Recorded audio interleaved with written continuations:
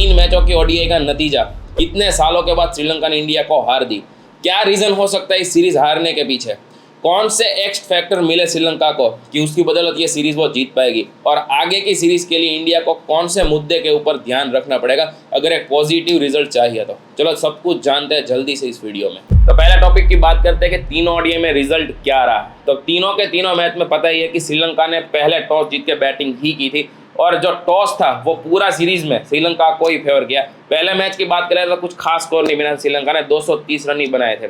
चाहती तो India 40 over में भी ये स्कोर चेस कर सकती थी, और किए भी है इंडिया ने। एक पॉजिटिव स्टार्ट मिला था रोहित शर्मा और थोड़ा बहुत बोल सकते हो शुभमन गिल के साथ, लेकिन 75 रन के बाद जब पहला विकेट गिरा इंडिया का, उसके बाद 155 रन, यानी कि बाकी के जो 9 विकेट थे वो सिर्फ 155 पे ही गिर गए। एक कॉलेप्स बोल सकते हो, हेल्दी कॉलेप्स टाइप का, और वो मैच टाई हो गया। वो मैच आराम से 5 या फिर 7 ओवर पहले खत्म हो सकता था, वहां पे मैच टाई हो गया, और ना ही श्रीलंका और ना इंडिया के मैच में कोई भी फेवर में रिजल्ट आया। बात करते हैं दूसरे मैच की। यह मैच था 4 अगस्त को, फिर से वही सिलसिला जारी की। श्रीलंका ने टॉस जीता, पहले बैटिंग की और बना स्कोर बनाया 240। ये स्कोर भी कुछ खास नहीं था, ठीक है। फिर से इंडिया चेस करने आती है, और इस बार तो कुछ अलग ही कि भाई रोहित शर्मा और शुभमन गिल ने 97 रन का ओपनिंग पार्टनरशिप दे दी, और लग रहा था कि मैच यहां से डेड रबर हो जाएगा, आराम से इंडिया मैच जीत जाएगा। लेकिन इससे भी खराब कॉलेप्स, आने वाले 115 रन पे पूरी टीम फिर से ऑल आउट, और 32 रन से ये मैच भी इंडिया हार गया।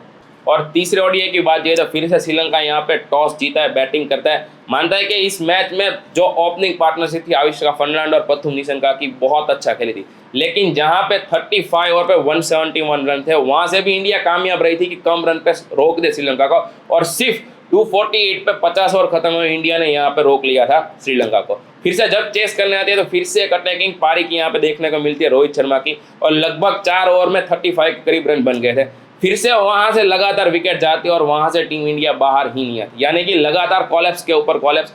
जो भी स्पिनर आता है वहां पे इंडियन बैट्समैन हो, लेफ्ट हैंडेड हो, राइट हैंडेड हो, कोई ऑर्थोडॉक्स बॉलर हो, या फिर कोई लेग स्पिनर हो, या फिर कोई तीक्ष्ण ले लो माइस्ट्री स्पिनर हो, हर एक प्लेयर के सामने इंडियन प्लेयर्स के यहाँ पे पैर चले ही नहीं। और बात कीजिए 3 ओडीआई की, तो यहाँ पे तीनों के तीनों ओडीआई में टीम इंडिया ऑल आउट हो गई, और 30 विकेट गिरे टीम इंडिया के। वहां पे 27 विकेट ली थी स्पिनर्स के, जो आंकड़ा बहुत बड़ा भी बोल सकते हो।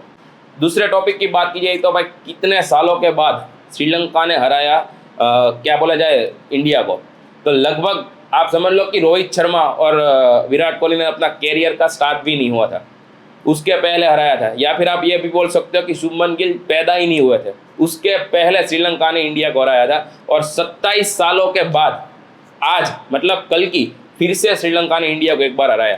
जो आगे श्रीलंका ने हराए थे उसकी बात की जाए तो मोहम्मद अजहरुद्दीन की कैप्टनसी में 1993 में 2-1 से श्रीलंका ने इंडिया को हराया था। उसके बाद सचिन तेंदुलकर की कैप्टनसी में 1997 में श्रीलंका ने 3-0 से इंडिया को हराया था, और उसके बाद 1997 से लेके 2024 में सीधे रोहित शर्मा की कैप्टनसी के नीचे इंडिया को 2-0 से जो कल हार मिली, वो तीसरी हार आप बोल सकते हो।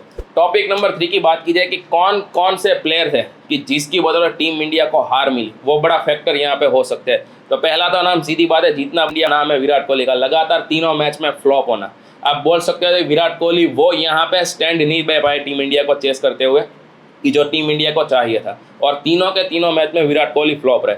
उसके बाद मिडल ऑर्डर आप ले लो तो वहाँ पे भी कोई नहीं चला, ना ही श्रेयस अय्यर चले, ना ही शिवम दुबे, कोई भी पोजीशन आप चेंज कर लो, मिडल ऑर्डर पे बिल्कुल फ्लॉप रहा। दो कीपर खेले इस सीरीज में, केएल राहुल और ऋषभ पंत, और दोनों के दोनों स्कोर बनाने में नाकामयाब रहे।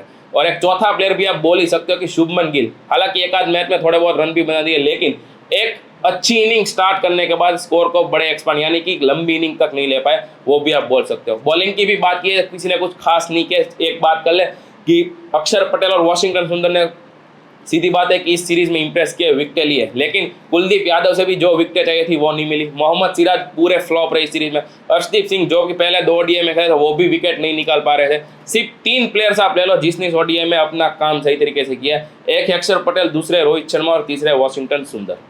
तो ये बड़े प्लेयर है, तो उसका भी लगातार फ्लॉप होना, स्पिनर के सामने स्ट्रगल करना, स्पिनर्स के सामने पैर ना चलना, और एक अच्छे स्कोर बनने के बाद को स्पिनिंग को बड़े रन में ना बनाना, ये भी एक सबसे बड़ा रीजन हो सकता है जिसकी बदौलत श्रीलंका के सामने इंडिया को हार मिली। बात करते हैं कि श्रीलंका की तरफ से कौन से ऐसे एक्स फैक्टर रहे कि जिसकी बदौलत श्रीलंका ये सीरीज जीत पाएगी, तो सबसे पहले नाम आएगा दुनित वेलालागे।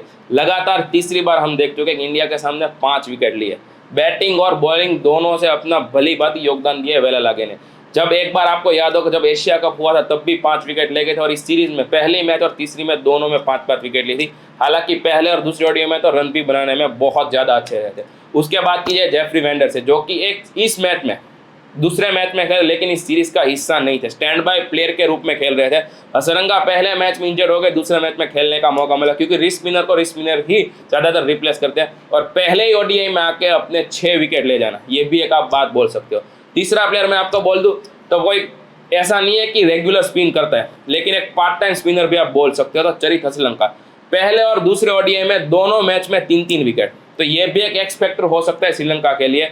पहले ओडीआई को छोड़ के बाकी दूसरी और तीसरी ओडीआई की बात की जाए तो वहां पे अविष्का फर्नांडो ने भी बहुत जबरदस्त योगदान दिया था अपनी बैटिंग से।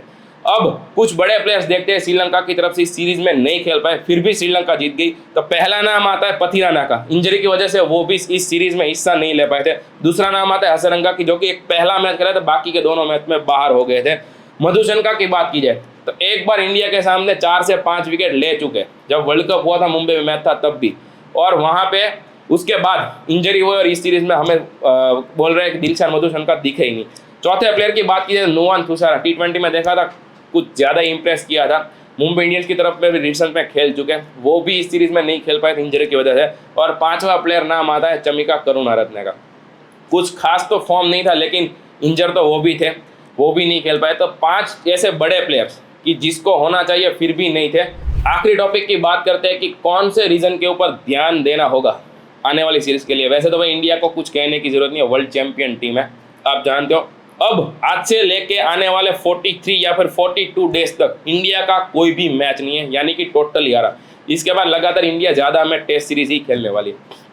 लेकिन अगर चेंजेस की बात की जाए तो जिस तरह का रोहित शर्मा का नेचर हमें दिखा इस सीरीज में, बोला भी था इस इंटरव्यू कि मैं अपने नेचर के तरीके से खेलता हूं, मैं किसी भी कंडीशन में अपने आप को कॉम्प्रोमाइज़ नहीं कर सकता। तो शायद ये एक चीज़ सभी को ध्यान में लेनी होगी। स्पिन के सामने इतने पैर नहीं चल रहे, स्पिन के सामने स्ट्रगल कर रहे थे, उसका एक बड़ा रीज़न होता है, हो सकता है कि लगातार T20 फॉर्मेट्स खेल रहे थे इंडियन प्लेयर्स। हालांकि जो प्लेयर्स है इंडियन टीम में वो इतना ज़्यादातर डोमेस्टिक क्रिकेट भी नहीं खेलते, तो ये एक हो सकता है कि शायद सीधे T20 फॉर्मेट से 50 ओवर में आ जाना, वहाँ पे भी एक डिसएडवांटेज हो सकता है कि स्पिनर्स को इतना अच्छा ना खेल पाए।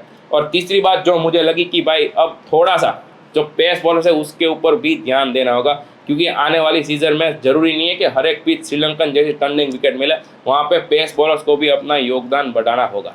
तो ये थे कुछ टॉपिक जो मुझे लग रहा है कि इंडिया की हार हुई श्रीलंका के सामने। हालांकि किसी ने सोचा नहीं होगा कि श्रीलंका के सामने इंडिया हार जाएगी, लेकिन क्रिकेट है, कुछ भी हो सकता है। वर्ल्ड चैंपियन टीम है, फिर भी इंडिया कभी भी कहीं से भी कमबैक करना जानती है, लेकिन नहीं हो पाई सीरीज में। कोई बात नहीं, मुझे जो लगा वो टॉपिक मैंने इस वीडियो में कवर किया। आप भी कुछ अपना ओपिनियन डाल सकते हो कमेंट सेक्शन में कि आपको क्या लगा कि कौन सा रीज़न हो सकता है श्रीलंका के सामने इंडिया के हारने का। बाकी लगातार ऐसे क्रिकेट दुनिया के वीडियो चाहे चैनल को सब्सक्राइब कर देना। ये वीडियो भी पसंद आए तो लाइक कमेंट और शेयर करना मत भूलता। जल्दी से मिलते हैं नेक्स्ट वीडियो में।